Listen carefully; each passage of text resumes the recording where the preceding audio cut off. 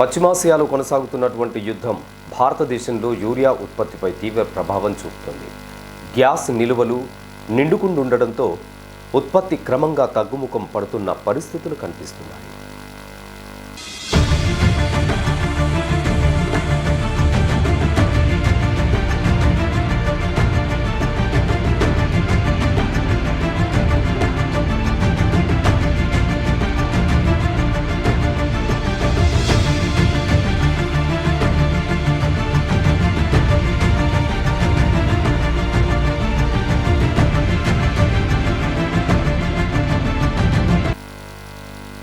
Iran, Israel, America యుద్ధం gas కొరతను సృష్టిస్తుండడంతో రామగుండం ఎరువుల కర్మాగారం యూరియా ఉత్పత్తిని భారీగా తగ్గించినట్లు తెలుస్తుంది.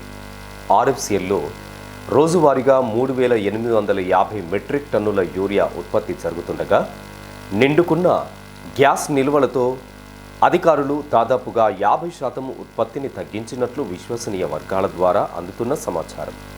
ఈ నేపథ్యంలో ప్రస్తుతం ప్లాంట్లో ప్రతిరోజు కేవలం 2,000 మెట్రిక్ టన్నుల యూరియా మాత్రమే ఉత్పత్తి జరుగుతున్నట్లు తెలుస్తుంది.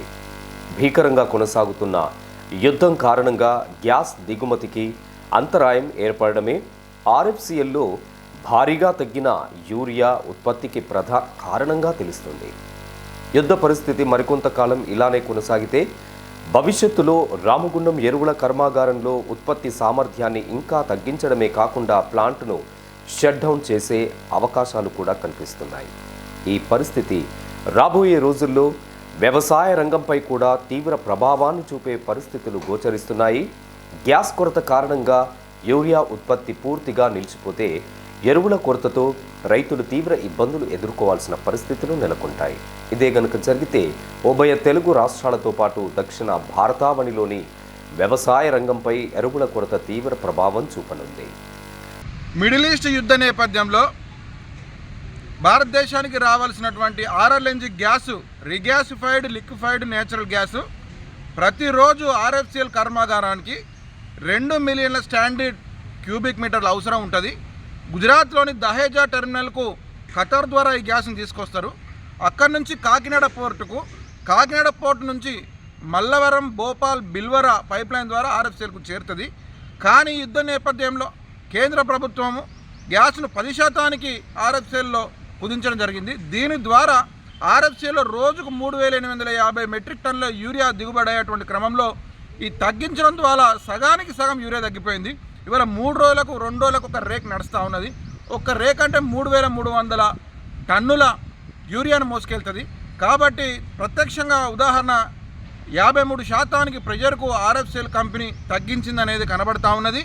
అధికారికంగా 15% ఉత్పత్తి మాత్రమే తగ్గించాలని ఆర్ఎఫ్సిఎల్ చెప్పినప్పటికీ రానున్న రోజులలో గ్యాస్ కొరత ఈ విధంగానే ఏర్పడితే షట్ డౌన్ అయ్యేటువంటి అవకాశం ఉన్నది. షట్ డౌన్ అయితే గత సంవత్సరం మనం చూసినాం, HTR వైఫల్యం అయితే 100 రోజులు షట్ డౌన్ పెడితే దక్షిణాది రాష్ట్రాల్లో తీవ్రమైనటువంటి యూరియా కొరత ఏర్పడి రైతులు తలకాయలు బలగొట్టుకున్నారు. క్యూలైన్లో నిలబడి పోలీసుల ద్వారా పోలీస్ స్టేషన్లో యూరియా ఇచ్చినటువంటి సందర్భము. దీనివల్ల పంట దిగుబడి తగ్గింది. 5 రాష్ట్రాలలో పంట దిగుబడి తగ్గింది. పంట దిగుబడి తగ్గి రైతులు ఆందోళన చెందాల్సిన అవసరం ఉన్నది. కాబట్టి సకాలంలో యూరియా ఇస్తే రైతు దాన్ని ఉపయోగించి పంట దిగుబడిని పెంచే అవకాశం ఉన్న నేపథ్యంలో కేంద్ర ప్రభుత్వాలు, రాష్ట్ర ప్రభుత్వాలు యుద్ధ ప్రాతిపదికన గ్యాస్ సరఫరాను ఆర్ఎఫ్సిఎల్కు కేటాయించాలి అనేది ఒత్తిడి తీసుకురావాలి కేంద్ర ప్రభుత్వం మీద. లేకుంటే రానున్న రోజుల్లో రైతాంగం తరఫున తీవ్ర ఆందోళనను, సంఘర్షణ పరిస్థితులు ఎదుర్కొనేటువంటి ఆవశ్యకత ఉన్నది. కాగా పరిస్థితి చేయి దాటకముందే ప్రభుత్వాలు గ్యాస్ కొరతను నివారించేలా చర్యలు చేపట్టాల్సిన అవసరం అనివార్యమని విశ్లేషకులు సూచిస్తున్నారు.